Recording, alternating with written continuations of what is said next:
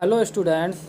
आजकल हम class 12th UP board NCERT physics का चैप्टर 1 वैद्युत आवेश एवं क्षेत्र पढ़ रहे हैं। तो पिछले लेक्चर में हमने कूलाम के नियम पर आधारित कुछ न्यूमेरिकल्स देखे थे।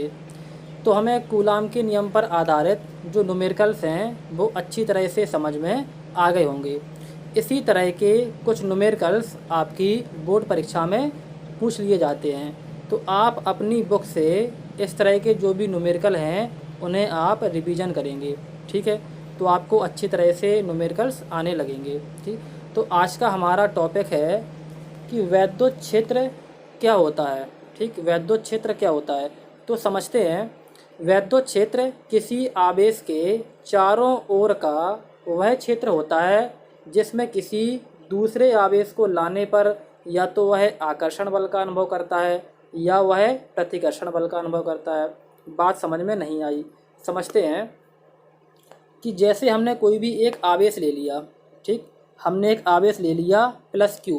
कौन सा ले लिया? Plus Q. हमने एक आवेश ले लिया तो प्रत्येक आवेश का अपने चारों ओर का एक क्षेत्र होता है। क्षेत्र मीन्स क्या होता है कि जैसे आपने किसी भी शेर को देखा होगा तो शेर जहाँ पर रहता है तो शेर का अपना जो है एक चारों तरफ का क्षेत्र होता है, जिसमें अगर कोई भी दूसरा जानवर आता है या कोई भी दूसरा शेर आता है तो क्या होता है कि वह उससे लड़ाई करने लगता है। ठीक, या कोई छोटा जानवर आता है तो उससे वह खा लेता है। तो इसी तरह जो हमारा वैद्युत क्षेत्र होता है उसमें एक आवेश होता है। तो यह किसी आवेश के चारों ओर का वह क्षेत्र होता है जिसमें अगर हम किसी दूसरे आवेश को लाते हैं तो वो आवेश या तो प्रतिकर्षण बल का अनुभव करेगा या आकर्षण बल का अनुभव करेगा। किस तरह? जैसे आपने क्लास 10th में पढ़ा होगा कि हमारी जो चुंबक होती है, क्या होती है? चुंबक। चुंबक में दो ध्रुव होते हैं। कौन कौन से होते हैं? एक हमारा एन ध्रुव होता है, दूसरा हमारा एस ध्रुव होता है। तो आपने पढ़ा होगा कि जब हम एन ध्रुव को पास में लाते हैं तो उनके बीच में प्रतिकर्षण होता है, और जब हम एस ध्रुव को पास में लाते हैं तो उनके बीच में प्रतिकर्षण होता है। लेकिन जब भी हम एन ध्रुव को पास में लाते हैं तो उनके बीच में आकर्षण होता है। इसको आपने एक प्रैक्टिकल के द्वारा समझा होगा कि जैसे हमने, अब ध्यान से हम समझेंगे कि वैद्युत क्षेत्र क्या होता है। वैद्युत क्षेत्र बिल्कुल चुंबकीय क्षेत्र के समान होता है। बस ध्यान से आपको सुनना है, समझ में आ जाएगा। सुनेंगे। जैसे आपने कोई भी चुम्बक ली तो कोई भी चुम्बक होती है, उस चुम्बक के चारों ओर का एक क्षेत्र होता है। क्षेत्र मीन्स क्या होती है कि उसका एक एरिया होता है। उस एरिया में आपने प्रैक्टिकल किया होगा कि उस एरिया में जब किसी हम दूसरे चुम्बक को लाते थे, ध्यान से देखेंगे, जब उस एरिया में हम किसी दूसरी चुम्बक को लाते थे तो हमारी जो दूसरी चुम्बक है या तो पहली वाली चुम्बक से दूर भाग जाती थी। देखा था ना कि जो पहली वाली चुम्बक से दूर भाग जाती थी या उसके पास आ जाती थी, यानी कि चिपक जाती थी। तो इसी तरह से हमारा वैद्युत क्षेत्र होता है कि जैसे ही चुम्बक में जब एन आपस में जो है पास में आते थे तो वो दूर भाग जाते थे, एस आपस में पास में आते थे तो वो दूर भाग जाते थे, लेकिन जब भी एन आपस में पास आते थे तो वो चिपक जाते थे, यानी कि आकर्षित हो जाते थे। इसी तरह हमारा वैद्युत क्षेत्र होता है कि वैद्युत क्षेत्र में क्या होता है? एक आवेश होता है, और चुंबकीय क्षेत्र में क्या होता है? एक चुम्बक होती है। जब उस चुम्बक के पास में हम किसी दूसरी वाली चुम्बक को लाएंगे तो दूसरी वाली चुम्बक पहली चुम्बक से या तो दूर भाग जाएगी या उससे चिपक जाएगी। इसी तरह किसी भी जब हम आवेश के जब किसी भी हम आवेश के एक क्षेत्र में किसी भी दूसरे आवेश को लाते हैं तो हमारा जो दूसरा वाला आवेश होता है वो या तो उससे दूर भाग जाएगा। दूर कब भागेगा? जब प्लस प्लस आवेश होंगे तो वह दूर भाग जाएगा, जब माइनस माइनस आवेश होंगे तो वह दूर भाग जाएगा।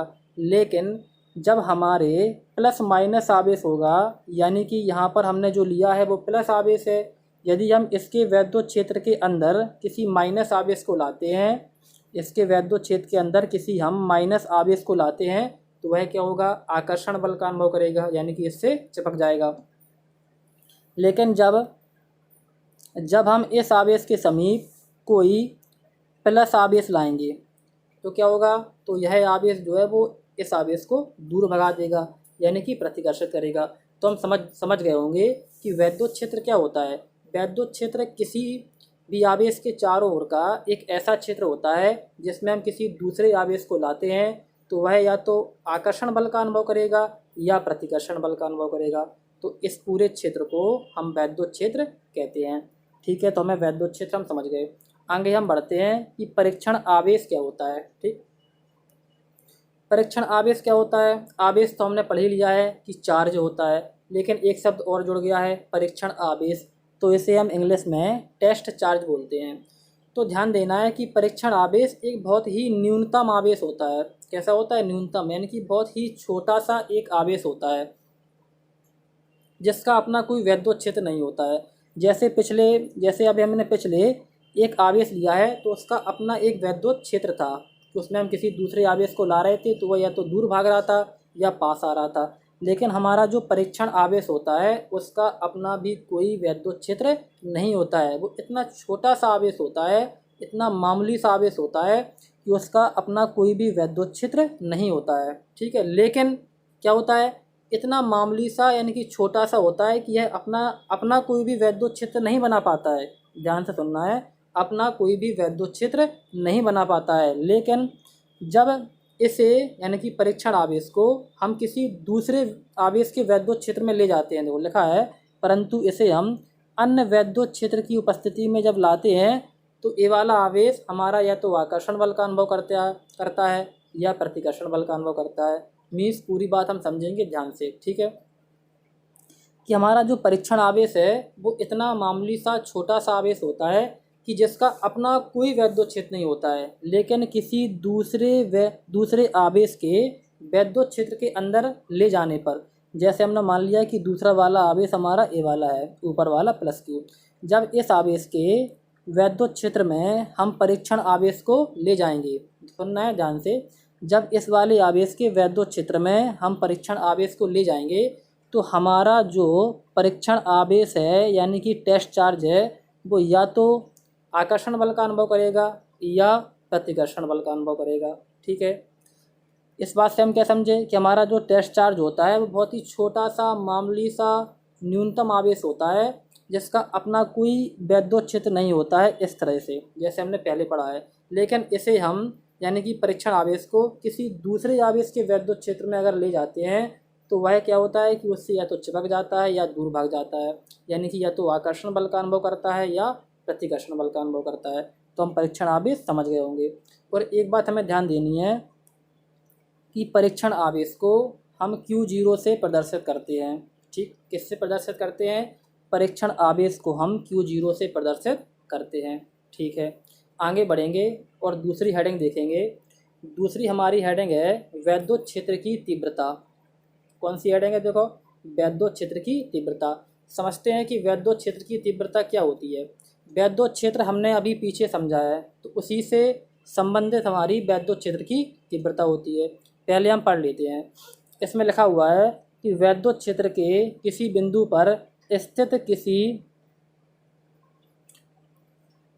वैद्युत क्षेत्र के किसी बिंदु पर स्थित परीक्षण आवेश पर लगने वाला वैद्युत बल F और उस परीक्षण आवेश Q0 के अनुपात को वैद्युत क्षेत्र की तीव्रता कहते हैं और इसे E से प्रदर्शित करते हैं। पूरी बात हम समझेंगे कि जैसे हमने मान लिया कि ये हमारा वैद्युत क्षेत्र है। ठीक, यानी कि किसी भी आवेश का एक वैद्युत क्षेत्र है। हमने एक आवेश ले लिया इसके अंदर, उसका नाम क्या है? Plus Q। तो ये वाला जो है वो प्लस Q आवेश का एक वैद्युत क्षेत्र है। तो क्या होगा, ध्यान से हमें समझना है कि ये हमारा वैद्युत क्षेत्र है। तो इस वैद्युत क्षेत्र में हमें किसी भी एक परीक्षण आवेश को लाना है। बिल्कुल ध्यान से समझेंगे। इस वैद्युत क्षेत्र में हमें किसी भी एक परीक्षण आवेश को लाना है यानी कि Q0 को लाना है। ठीक, और उस परीक्षण आवेश को इसके अंदर लाकर एक बिंदु पर रख देना है। कहाँ पर रख देना है? एक बिंदु पर लाकर रख देना है। अब ध्यान से सोचो, जब हम किसी भी दूसरे आवेश के वैद्युत क्षेत्र में परीक्षण आवेश को लाएंगे और किसी बिंदु पर रख देंगे तो हमारा परीक्षण आवेश या तो प्रतिकर्षण बल का अनुभव करेगा या आकर्षण बल का अनुभव करेगा। बिल्कुल करेगा। पीछे हम पढ़ के आए हैं कि परीक्षण आवेश का अपना कोई वैद्युत क्षेत्र नहीं होता है, लेकिन दूसरे किसी आवेश के वैद्युत क्षेत्र में जब इसे ले जाते हैं तो यह या तो आकर्षण बल का अनुभव करता है या प्रतिकर्षण बल का अनुभव करता है। तो हमने क्या किया? हमने किया कि हमने एक वैद्युत क्षेत्र ले लिया। इस वैद्युत क्षेत्र के अंदर किसी हम एक परीक्षण आवेश को लाए और एक बिंदु पर रख दिया। तो जब हम इसके अंदर किसी परीक्षण आवेश को अंदर ले जाएंगे तो हमारा परीक्षण आवेश या तो प्रतिकर्षण बल का अनुभव करेगा या आकर्षण बल जो है पॉइंट करना है, बल का अनुभव करेगा। तो जो यहाँ पर बल लग रहा है, आकर्षण बल या प्रतिकर्षण बल, तो वो वाला हमें बल ले लेना है। बल मीन्स क्या होता है, F होता है। और जो हम परीक्षण आवेश को वैद्युत क्षेत्र के अंदर ले गए हैं उस परीक्षण आवेश को हमें ले लेना है। ठीक, यानी कि परीक्षण हमारा आवेश कौन सा है, Q0। तो उस पर जो हमारा बल लग रहा था, आकर्षण या प्रतिकर्षण बल, और हमारा जो परीक्षण आवेश है Q0, तो इन्हीं दोनों के अनुपात को हम क्या कहते हैं, वैद्युत क्षेत्र की तीव्रता। क्या कहते हैं, वैद्युत क्षेत्र की तीव्रता। और वैद्युत क्षेत्र की तीव्रता को हम ई वेक्टर से प्रदर्शित करते हैं। किससे करते हैं, ई वेक्टर। वेक्टर से क्यों करते हैं, क्योंकि वैद्युत क्षेत्र की तीव्रता एक सदिश राशि होती है। कैसी होती है, सदिश। तो जो भी सदिश राशियाँ होती हैं उन्हें हम वेक्टर चिन्ह के साथ प्रदर्शित करते हैं। फिर से हम जल्दी से एक बार दोहराते हैं, सुनना है कि हमारे पास कोई भी एक वैद्युत क्षेत्र है। ठीक है, उस वैद्युत क्षेत्र के अंदर हमें किसी भी एक परीक्षण आवेश को ले जाना है और एक बिंदु पर जाकर रख देना है। तो जब हम किसी परीक्षण आवेश को वैद्युत क्षेत्र के अंदर ले जाएंगे तो उस पर या तो आकर्षण बल लगेगा या प्रतिकर्षण बल लगेगा। तो उसी आकर्षण या प्रतिकर्षण बल F और हमारा जो परीक्षण आवेश है Q0, उसी का जो अनुपात होता है, इसे हम वैद्युत क्षेत्र की तीव्रता E कहते हैं। ठीक है, और इसे हम ई वेक्टर से प्रदर्शित करते हैं। तो हमारा फॉर्मूला हुआ वैद्युत क्षेत्र की तीव्रता E बराबर F/Q0, जहाँ पर F होता है वैद्युत बल और Q0 होता है परीक्षण आवेश और E होती है वैद्युत क्षेत्र की तीव्रता। ठीक, इतनी बातें हमें समझ में आ गई होंगी। अब हम देखते हैं कि इसका मात्रक क्या होता है। ठीक, वैद्युत क्षेत्र की तीव्रता का मात्रक क्या होता है। तो हमारा फॉर्मूला होता है E बराबर F/Q0। तो हम मात्रक कैसे निकालते हैं, जो हमारा फॉर्मूला होता है उसी का हम मात्रक निकालते हैं। तो हम निकालेंगे F क्या होता है, हमारा बल होता है, और बल का मात्रक क्या होता है, न्यूटन होता है। ठीक है, अपॉन में क्या हो जाएगा, अपॉन में हमारा Q0 लिखा है। Q0 क्या है, एक आवेश है। आवेश का मात्रक क्या होता है, कूलाम होता है। तो हमारी वैद्युत क्षेत्र की तीव्रता का मात्रक क्या निकला, न्यूटन अपॉन कूलाम या न्यूटन प्रति कूलाम। ठीक है, अब देखते हैं कि वैद्युत क्षेत्र की तीव्रता की विमा क्या होती है। ठीक, तो हमारा फॉर्मूला होता है ई वेक्टर बराबर F/Q0। ठीक, ऊपर क्या है, बल है, नीचे क्या है, आवेश है। तो बल की विमा क्या होगी, हमने पढ़ी है क्लास 11 में, mL/t-2। बल की विमा क्या होती है, mL/t-2। और नीचे क्या लिखा है, अपॉन में, अपॉन में लिखा हुआ है आवेश। आवेश की विमा क्या होती है, AT। क्या होती है, AT। तो हमारा कितना बन जाएगा, mL/t-2 अपॉन AT। अब एक काम करेंगे कि AT को हम नीचे से ऊपर ले जाएंगे। ठीक है, तो यहाँ पर क्या है कि AT में कोई भी घातें नहीं लगी हैं। जब कोई भी घातें नहीं लगी होती हैं तो उनमें एक एक घात मानी जाती है। तो जब हम नीचे से इन्हें ऊपर ले जाएंगे तो क्या हो जाएगा, mL/t-2 पहले से लिखा हुआ है। जब हम एक ही घात वन को नीचे से ऊपर ले जाएंगे तो नीचे एक घात प्लस में थी, ऊपर जाएगी तो माइनस में हो जाएगी। इसी तरह टी वाली घात भी माइनस में हो जाएगी। ठीक है, हम इसे सॉल्व करते हैं तो कितना हो जाएगा, m लिखा हुआ है देखो, तो m हमने लिख दिया, l लिखा हुआ है तो l हमने लिख दिया। अब एक बात देखनी है कि यहाँ पर है t की घात -2 और यहाँ पर एक और लिखा है t की घात -1। जब आधार एक से होते हैं तो उनमें जो है घातें जुड़ जाती हैं। तो क्या लिखा हुआ है, t की घात -2 और t की घात -1, तो कितना बन जाएगा, t की घात -3। ठीक, और हमारा जो है एक ही घात -1 लिखा हुआ है तो हम ज्यों का त्यों लिख देंगे। तो हमारा बनेगा mL/t-3 और एक ही घात -1। हमें याद रखनी है कि यह वैद्युत क्षेत्र की तीव्रता की विमा होती है। और हमें एक बात और ध्यान रखनी है कि वैद्युत क्षेत्र की तीव्रता एक सदिश राशि होती है। कैसी होती है, सदिश राशि। ठीक, वैद्युत क्षेत्र की तीव्रता एक सदिश राशि होती है। इसकी विमा होती है mL/t-3 और E-1। ठीक, आज के लिए इतना ही। Thank you.